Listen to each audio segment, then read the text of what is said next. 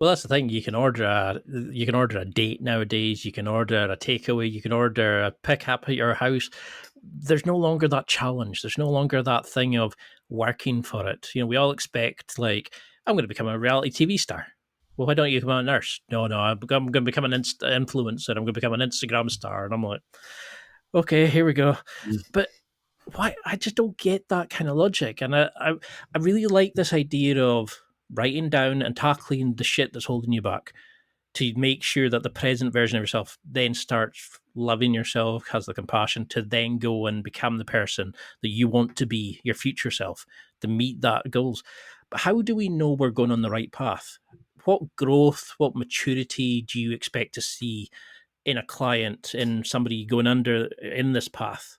How do we know we're going the right way and not just because it's our mother told us to go for that job or our friends are telling us to do this? How do we know we're going in the right path for ourselves? I think from a soul perspective, or Mm. you kind of when you're waking up your heart, waking up your kind of your inner being, or you could be like the infinite intelligence, or as you say the divine, or even like even God or anything like that. God isn't a person in the sky, right? It's kind of within you, and that's why you have to wake up that that within you, and there's a sign within you where you feel different. Your inner being you start to feel things. You start to have a warmer sensation, and you start to build in that intuition a little bit more, which people naturally have gone away from, or they've not trust. Whereas it's everything is within you, and it's being able to open that up a lot more than being able to run by anything external and patterns and programs. You kind of just feel it. I always say to people, note things down. Always. That's why I always say carry a journal, have something, because there's always signs that things are going in the right direction. Things are Mm. happening. You might meet someone, you might have a great conversation with someone. It might be really small. You might get a little bit of money come through from somewhere. Like there's always those little signs where you're on the right path, but you have to be aware enough to notice them, because then you can note them down a little bit in your journal to say, like, had this experience today, or Okay. that experience today, or and it's just being a little bit more. I always say to people, like, just an awareness, really, and help others.